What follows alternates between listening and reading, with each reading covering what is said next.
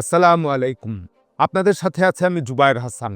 এই ডোনাল্ড ট্রাম্পের Venezuela operation মোটামুটিভাবে সাকসেসফুল হয়েছে এবং ডোনাল্ড ট্রাম্প যে কৌশল নিয়েছেন তাতে আপাতত যেটা বোঝা যাচ্ছে যে তিনি এই মাদুরোর যে আ আ দল ছিল, ক্ষমতাসীন যে দল ছিল সেই দলটাকেই তিনি ডোনাল্ড ট্রাম্প ক্ষমতায় রেখে এই ভেনেজুয়েলার তেল সম্পদ নিয়ন্ত্রণ করতে চাইছেন।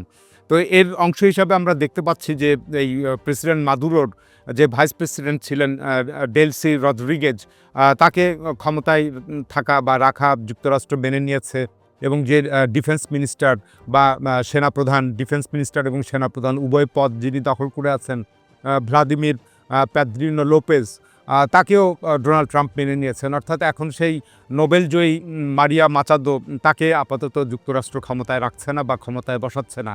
ওদিকে আমরা দেখতে পাচ্ছি যে কলম্বিয়ার প্রেসিডেন্ট তিনিও যথেষ্ট উচ্চবাচ্য করছিলেন, প্রতিবাদ করছিলেন। কিন্তু ডোনাল্ড ট্রাম্প তাকে হোয়াইট হাউস সফরে একটা আমন্ত্রণ জানিয়েছেন এবং এই কলম্বিয়ার প্রেসিডেন্টও হয়তো একটা নেগোশিয়েট করে ক্ষমতায় থেকে যাবেন এবং যুক্তরাষ্ট্র তিনি সফর করবেন। সুতরাং বাহ্যিক দৃষ্টিতে যেটা দেখা যাচ্ছে যে যুক্তরাষ্ট্র ভেনেজুয়েলার পরিস্থিতির উপরে পূর্ণ কন্ট্রোল নিয়েছে। তবে ভেনেজুয়েলার যে অভ্যন্তরীণ রাজনৈতিক পরিস্থিতি, এটা অনেক কিছুই বদলে দিতে পারে এবং তাতে যুক্তরাষ্ট্র বেকায়দায় পড়তে পারে। কারণ যুক্তরাষ্ট্র এই তেল বিক্রি করে যুক্তরাষ্ট্রের বা মার্কিন কোম্পানিগুলো বা মার্কিন নিয়ন্ত্রিত বহুজাতিক কোম্পানিগুলো, তারা এই তেল বিক্রির মুনাফাটা নিয়ে যাবে। তখন ভেনেজুয়েলার অর্থনৈতিক পরিস্থিতি ক্রমান্বয়ে এটা অবনতির দিকে যেতে থাকবে। তো এই ধরনের একটা হিসাব নিকাশ আছে। ওইদিকে যুক্তরাষ্ট্র চাইলেই যে তেল বিক্রি করে প্রচুর মুনাফা লাভ করতে পারবে, সেটাও ঠিক না। কারণ হচ্ছে যে ওপেক এবং ওপেক প্লাস দেশগুলো, প্রায় ২৬-২৭টা দেশ আছে উভয় সংগঠন মিলে। তো সেখানকার দেশগুলো, ওপেকভুক্ত এবং ওপেক প্লাসভুক্ত দেশগুলো, তারা তেলের উৎপাদনটা যথেষ্ট পরিমাণ বাড়িয়ে দিতে পারে। তখন এই বাজারে তেলের মূল্যটা কমে যাবে। তো সৌদি আরব হয়তো যুক্তরাষ্ট্রের কথা শুনে একটা নিয়ন্ত্রিত আকারে হয়তো তেলের উৎপাদনটা করতে থাকবে। কিন্তু রাশিয়া যুক্তরাষ্ট্রের কথা শুনবে না এবং রাশিয়া তার তেল ক্ষেত্রগুলোতে উৎপাদন বাড়িয়ে বিশ্ববাজারে সয়লাভ করে ফেলতে পারে। ফলে ভেনেজুয়েলা থেকে যে তেল পাওয়া যাবে বা যে তেল উৎপাদন করা হবে, তার খরচটা মিটবে না এবং বিশ্ববাজারে হয়তো সেটা টিকে থাকতে পারবে না। তখন এই সমস্ত মার্কিন কোম্পানিগুলো হয়তো পিছু টান দিতে পারে। তো যাই হোক, তো ডোনাল্ড ট্রাম্প এখন ভেনেজুয়েলায় যেভাবে রিজিম চেঞ্জ করেছেন, তো সেটা মনে হচ্ছে যে পৃথিবী যেন একটা নতুন যুগে ফেরত গিয়েছে বা ডোনাল্ড ট্রাম্প ফেরত দিতে চাচ্ছেন। তো দ্বিতীয় বিশ্বযুদ্ধের পর ১৯৪৫ সালে যে জাতিসংঘ গঠিত হয়েছিল, তার মাধ্যমে পৃথিবীতে একটি নতুন বিশ্ব ব্যবস্থা বা নতুন একটা নিরাপত্তা ব্যবস্থা, নিয়মকানুনের ব্যবস্থা তৈরি হয়েছিল। তো এইটা এখন একটা হুমকির মুখে পড়েছে। যুক্তরাষ্ট্রের এই ভেনেজুয়েলায় যেভাবে প্রেসিডেন্ট মাদুরোকে অপহরণ করলো এবং সেখানে রিজিম চেঞ্জ ঘটালো। তো এখন যদিও এরপর এই ১৯৪৫ সালের পর থেকে আমরা দেখতে পাচ্ছিলাম যে পৃথিবীতে একটা নিয়মতান্ত্রিক জাতিসংঘ গঠিত হয়েছে, নিয়মতান্ত্রিক একটা বিশ্ব ব্যবস্থা গড়ে উঠেছে।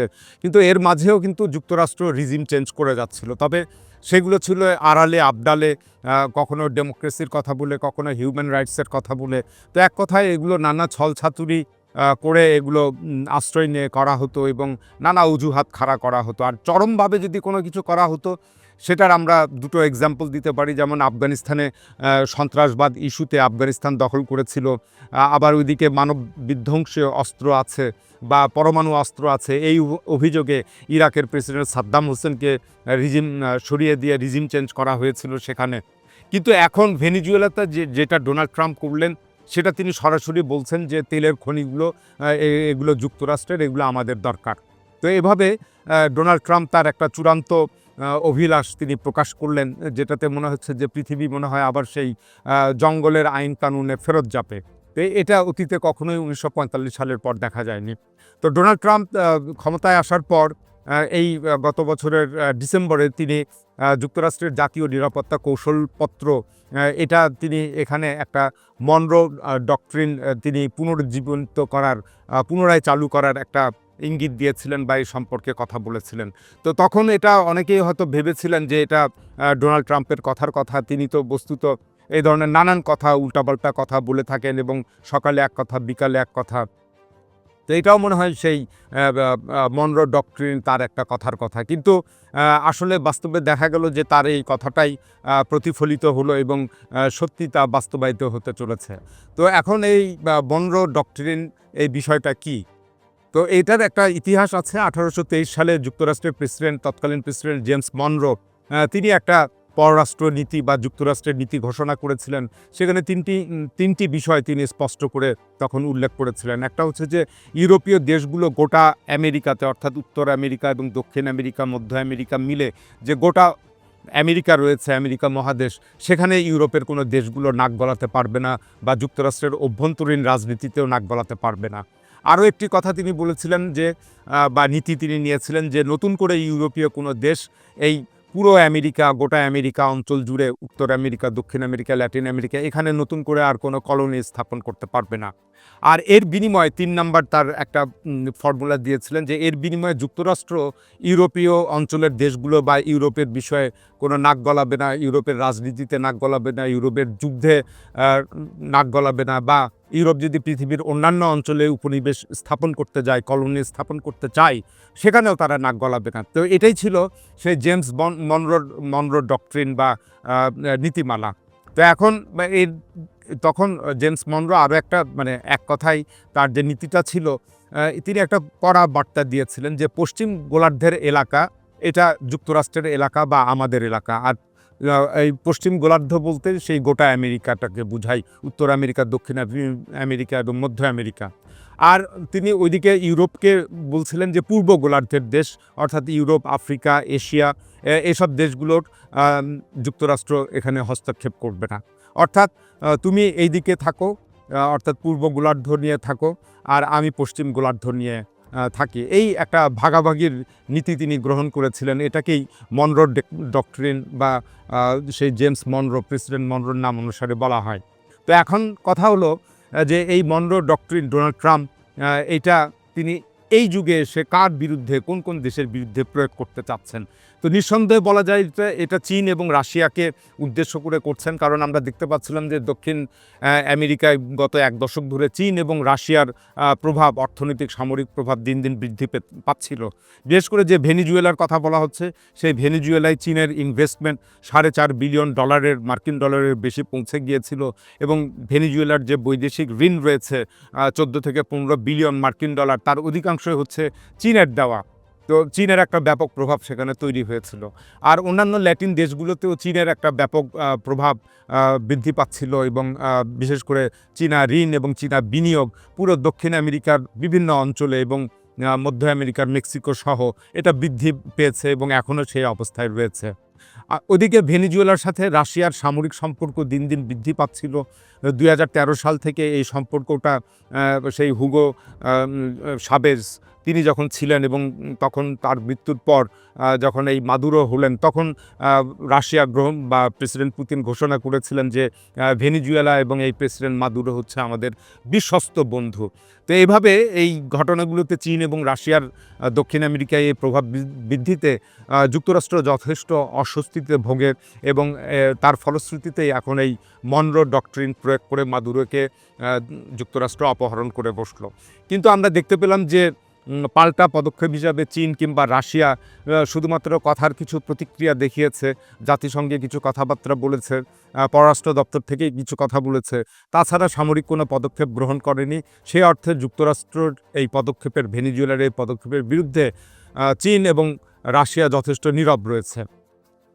তো এর কারণটা কি হলো? এর কারণ এই হচ্ছে যে হয়তো এই মনরো ডক্ট্রিনটা যুক্তরাষ্ট্র যে সীমারেখা টেনে দিয়েছে, সেটা চীন এবং রাশিয়া মেনে নিয়েছে। যুক্তরাষ্ট্র চীনকে হয়তো একটা সিগন্যাল দিয়েছে যে তাইওয়ান এবং পূর্ব এশিয়াতে তুমি থাকো, আর এদিকে আমি থাকি। তো আমরা দেখতে পাচ্ছি যে ডোনাল্ড ট্রাম্প চীনের সাথে একটা বাণিজ্যিক যুদ্ধ শুরু করলেও তিনি একটা দফা করতে চাইছেন, একটা সমঝোতা করতে চাইছেন, এবং আগামী এপ্রিলে এই ডোনাল্ড ট্রাম্প হয়তো চীন সফরে যাবেন। তো এভাবে চীনের সাথে একটা নেগোশিয়েট করতে চাচ্ছেন। ওদিকে প্রেসিডেন্ট ডোনাল্ড ট্রাম্প বা যুক্তরাষ্ট্র রাশিয়াকে একটা সিগন্যাল দিচ্ছে যে ইউক্রেন এবং পূর্ব ইউরোপ নিয়ে তুমি থাকো। তো ডোনাল্ড ট্রাম্প ক্ষমতায় আসার পর আমরা দেখলাম যে সেপ্টেম্বরে আলাস্কায় প্রেসিডেন্ট পুতিনের সাথে তিনি বৈঠক করেছিলেন। এরপর এই গত নভেম্বরে প্রেসিডেন্ট ডোনাল্ড ট্রাম্প ইউক্রেনের শান্তি পরিকল্পনা বিষয়ে একটা 28 দফা তিনি পরিকল্পনা বা শান্তি পরিকল্পনা তিনি ঘোষণা করেন, যেটা রাশিয়ার দিকে অনুগত বা রাশিয়ার জন্য ফেভারেবল কন্ডিশন। তো রাশিয়ার সেই শান্তি পরিকল্পনায় ডোনাল্ড ট্রাম্প রাশিয়ার দ্বারা যে ইউক্রেনের ভূমি দখল হলো, এটা ডোনাল্ড ট্রাম্প মেনে নিয়েছেন।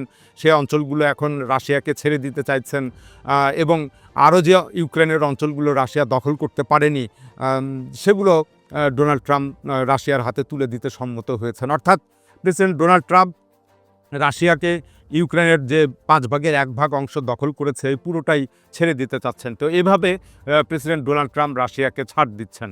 তো সুতরাং এভাবে ডোনাল্ড ট্রাম্প একটা নয়া দুনিয়ায় একটা নয়া ভাগাভাগির পরিকল্পনা করেছেন বা নয়া বন্দোবস্ত করেছেন।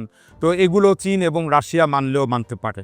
তো এর কারণ হচ্ছে যে ভূ রাজনীতিতে সবসময় রাষ্ট্র স্বার্থটা সবার আগে।